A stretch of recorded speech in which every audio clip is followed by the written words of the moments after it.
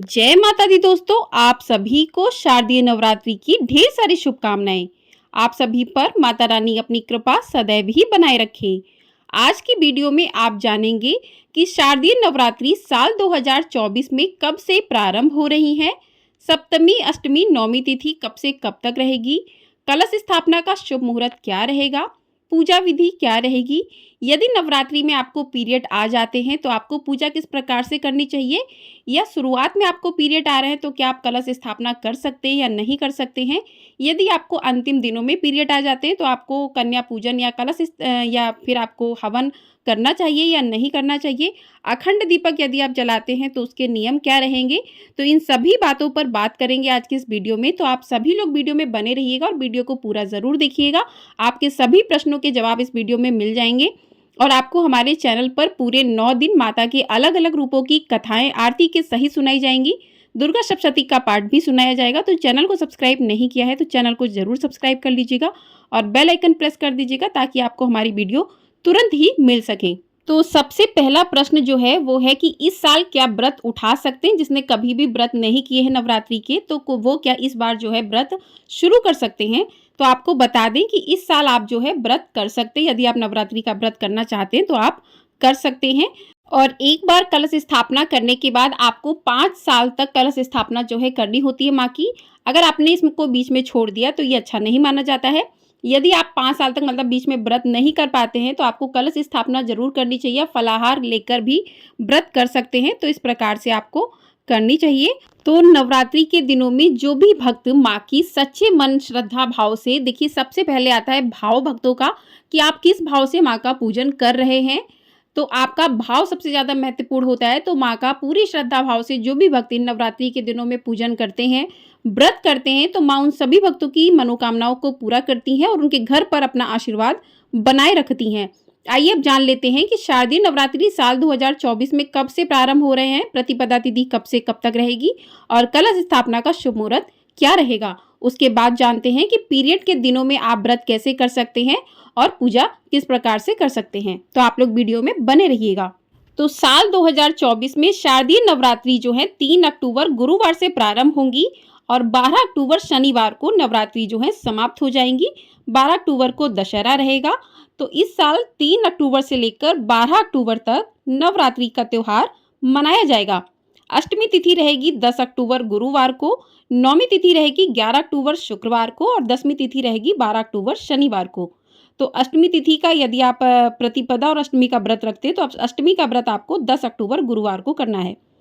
प्रतिपदा तिथि प्रारंभ हो रही है 2 अक्टूबर बुधवार मध्य रात्रि 12:19 से और प्रतिपदा तिथि समाप्त होगी 3 अक्टूबर गुरुवार रात्रि मतलब 2:58 पर, यानी कि 4 अक्टूबर की प्रातः 2:58 पर और 3 अक्टूबर की रात्रि मध्य रात्रि 2:58 पर समाप्त हो जाएगी, यानी कि 3 अक्टूबर को पूरे दिन प्रतिपदा तिथि रहेगी।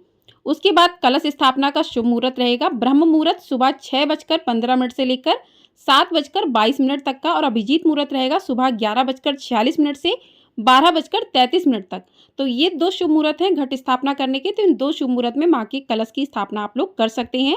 तो पहले दिन जो है माँ शैलपुत्री की पूजा होती है, दूसरे दिन माँ ब्रह्मचारिणी की जो कि 4 अक्टूबर को होगा, तीसरा दिन माँ चंद्रघंटा 5 अक्टूबर, चौथा दिन माँ कुसमांडा 6 अक्टूबर को, पांचवें दिन माँ स्कंद माता का पूजन किया जाएगा जो कि 7 अक्टूबर, छठवां दिन माँ कात्यायनी 8 अक्टूबर को और 9 अक्टूबर को माँ कालरात्रि का पूजन किया जाएगा जो कि 7वां दिन रहेगा। 8वें दिन माँ महागौरी का पूजन किया जाएगा 10 अक्टूबर को और 9वें दिन माँ सिद्धिदात्री का पूजन किया जाएगा जो कि 11 अक्टूबर को रहेगा। तो इस प्रकार से नवरात्रि के 9 दिनों माँ के अलग अलग रूपों का पूजन किया जाता है, अलग अलग रूप से उनका भोग लगाया जाता है। तो इन सभी की वीडियो आपको हमारे चैनल पर मिल जाएंगी, तो आप लोग उनको अवश्य देखिएगा। अब जान लेते हैं कि यदि आपको नवरात्रि के दिनों में पीरियड आ जाते हैं तो आप क्या करें, किस प्रकार से आपको पूजन करना चाहिए। तो आपको बता दें कि नवरात्रि के शुरुआत के दिनों में यदि आपको पीरियड है तो आप कलश स्थापना किस प्रकार से करें। तो यदि आपका दूसरा तीसरा दिन चल रहा है तो आपको कलश स्थापना नहीं करनी चाहिए। आप किसी से घर में कोई भी सदस्य हो उससे कलश स्थापना करवा सकते हैं, लेकिन अगर आपका 5वां दिन है तो आप बाल धुलकर कलश स्थापना भी कर सकते हैं, माँ का पूजन भी कर सकते हैं। यदि आपका चौथा दिन भी है फिर भी आप कलश स्थापना नहीं कर सकते हैं, खुद से ब्राह्मण से करवा सकते हैं या घर के किसी भी सदस्य से करवा सकते हैं। शास्त्रों में भी कहा गया है कि चौथे दिन आप रसोई घर में जा सकते हैं और 5वें दिन माँ का पूजन कर सकते हैं, क्योंकि माँ स्त्री होती हैं तो उनका पूजन कर सकते हैं, लेकिन किसी भी देवता का पूजन भी 5वें दिन नहीं किया जाता। यदि आप लोग कहते हैं कि हम साफ हो गए, बिल्कुल भी कितना भी आप साफ हो गए, लेकिन 5वें दिन आप पूजा कर सकते हैं, चौथे दिन आप माँ की पूजा नहीं कर सकते हैं। जी, आपका चौथा या 5वां दिन चल रहा है तो आप किसी से कलश स्थापना करवा दीजिए, 2 दिन बाद फिर आप अपना पूजन करने लगेंगे। तो इस प्रकार से आप जो है नवरात्रि का आप व्रत कर सकते हैं, मानसिक रूप से माँ का पूजन, भोग और पाठ सुन सकते हैं, पाठ कर सकते हैं, लेकिन आप जो है छू कर या वैसे उस प्रकार से आप नहीं कर सकते। अब बात करते हैं कि यदि नवरात्रि के बीच में आपको पीरियड आ जाते हैं तो आपको क्या करना चाहिए।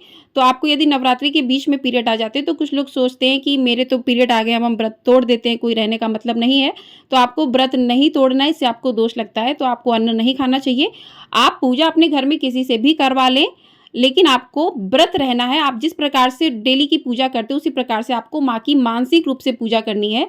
जो भी आप मंत्रों का जाप करते हो वो आप मानसिक रूप से कर सकते हैं। दुर्गा सप्तशती का पाठ करते हो तो वो आप फ़ोन से सुन सकते हैं, लेकिन आपको जो शास्त्र हैं, जो पुस्तक हैं, उनको हाथ नहीं लगाना चाहिए ऐसे दिनों में। तो इस बात का आपको ध्यान रखना चाहिए। और यदि आपको नवरात्रि के अंतिम दिनों में पीरियड आ जाता है तो आपको क्या करना चाहिए, तो आप जो है कन्या पूजन और जो हवन है वो नहीं कर सकते हैं, आप किसी से घर में करवा दें। तो आप दूर से जो है मानसिक रूप से कर सकते हैं। वही अब बात करते हैं कि यदि आपने अखंड ज्योति घर में प्रज्वलित की है तो आपको किन नियमों का पालन करना चाहिए। तो आपने अखंड ज्योति यदि घर में जलाई है माँ की, तो आपको घर में लहसुन प्याज का सेवन नहीं करना चाहिए और मांस मदिरा का सेवन बिल्कुल भी नहीं करना चाहिए, क्योंकि कहते हैं अखंड ज्योति अगर घर में जल रही है तो माँ पूरे टाइम घर में रहती हैं, तो उस टाइम पर इन सब चीज़ों का प्रयोग घर में नहीं करना चाहिए।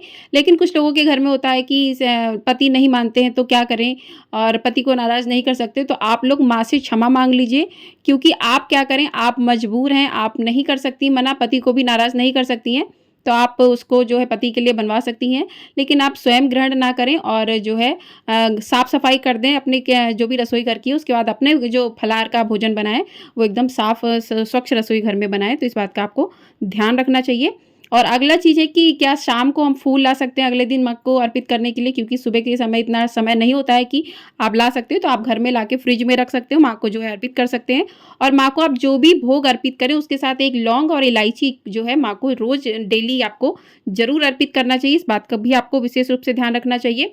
और अगला है कि गुरुवार का व्रत है उस दिन यदि आपका, तो आप क्या नवरात्रि का व्रत कर रहे हैं तो आप गुरुवार का व्रत कर सकते हैं। तो आप दोनों व्रत एक साथ कर सकते हैं। आप तो व्रत रख ही रहे हैं तो आप गुरुवार का व्रत कर सकते हैं, लेकिन आपको शाम को जो है अन्न वगैरह नहीं खाना है। और आप गुरुवार व्रत की कथा को भी अवश्य पढ़िएगा, क्योंकि कथा के बिना आपका व्रत अधूरा रह जाएगा। और आप दुर्गा सप्तशती का पाठ यदि करते हैं तो उसको आप शाम के समय कर सकते हैं। और आप यदि नवरात्रि में माँ की स्थापना की है, माँ की चौकी लगाई है, तो आपको ज़मीन पर सोना चाहिए। माँ के सामने आपको चारपाई पर या बेड पर नहीं सोना चाहिए। अगर आप दूसरे रूम में कहीं हैं तो वहाँ पर आप सो सकते हैं, लेकिन आपने जहाँ पर माँ की चौकी लगाई है, माँ की चौकी को आपको अकेला नहीं छोड़ना चाहिए। इस बात का ध्यान रखना चाहिए। तो आप कुछ लोगों का रहता है कि व्रत में क्या हम कढ़ाई बुनाई सिलाई कर सकते हैं। तो आप जिन्होंने नवरात्रि का व्रत किया है वो जो है कढ़ाई बुनाई सिलाई ना करें तो अच्छा है। इन दिनों में कहते हैं कि इन दिनों में नहीं करना चाहिए, लेकिन अगर आपका व्यवसाय है, आपका काम है, ज़रूरी है, तो आप उसको कर सकते हैं। कुछ लोग कहते हैं कि तेल, शैम्पू, सिंदूर, महावर इन नवरात्रि के दिनों में नहीं लगाना चाहिए। तो आपको बता दें कि आजकल जो है इतना ज़्यादा नहीं रह गया है। लोग गरबा की तैयारी करते हैं और आजकल नवरात्रि की इतने अच्छे-अच्छे दुर्गा पूजा में जाते हैं लोग, तो तैयार होते हैं, लेकिन कुछ लोग नहीं करते हैं। तो आपके घर के जैसे नियम है आप उसके अनुसार जो है काम कर सकते हैं। और कुछ लोगों का है कि अखंड ज्योति हम तिल के तेल की जला सकते हैं। तो आपको बता दें कि अखंड ज्योति जो है वो घी से ही जलानी चाहिए, लेकिन अगर आपके पास घी पर्याप्त नहीं है उतना, तो आप तिल के तेल में भी जला सकते हैं, लेकिन आपको सरसों इत्यादि के तेल का जो प्रयोग नहीं करना चाहिए। और क्या नवरात्रि के दिनों में कोरा कपड़ा पहन सकते हैं? तो आप कोरा कपड़ा नवरात्रि के दिनों में पहन सकते हैं। आप जब नवरात्रि के दिनों में माँ की पूजा अगर आप पति से करवाते हैं, अगर आपके पीरियड चल रहे हैं, तो पति जो है माँ को सिंदूर ना अर्पित करें। इस बात का आपको ध्यान रखना होगा। पति सिंदूर अर्पित नहीं करते हैं। और अगर आप नवरात्रि में माँ को 16 श्रृंगार की सामग्री, साड़ी इत्यादि चढ़ाते हैं, तो उसका क्या करना चाहिए, आपको वो साड़ी लेनी चाहिए या नहीं लेनी चाहिए।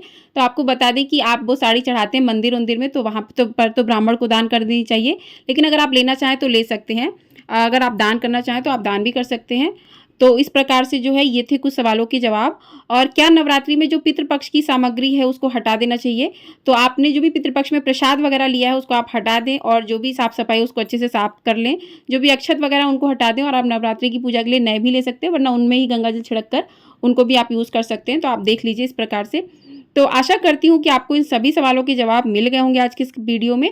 तो आपको नवरात्रि पर जो है कढ़ाई नहीं चढ़ानी चाहिए। नवरात्रि के दिनों में कहते हैं कि कढ़ाई में पूड़ी वगैरह जो है माँ का जब अष्टमी तिथि को भोग लगता है तो तभी लगाना चाहिए। और नवरात्रि के दिनों में आपको हलवा वगैरह जो है नहीं खाना चाहिए, क्योंकि माँ का बाद में भोग लगता है हलवा वगैरह का, तो इस बात का भी ध्यान रखना आप विशेष रूप से। तो इन सभी सवालों के जवाब आपको आज की इस वीडियो में मिल गए होंगे। तो आपको वीडियो पसंद आई हो, वीडियो को लाइक शेयर, चैनल को सब्सक्राइब जरूर कर दीजिएगा। आपको हमारे चैनल पर 9 दिनों की कथाएं और आरती और दुर्गा सप्तशती का पाठ भी सुनाया जाएगा, तो आप लोग उसको भी अवश्य सुनिएगा और ढेर सारा अपना प्यार अवश्य दीजिएगा। जय माता दी दोस्तों।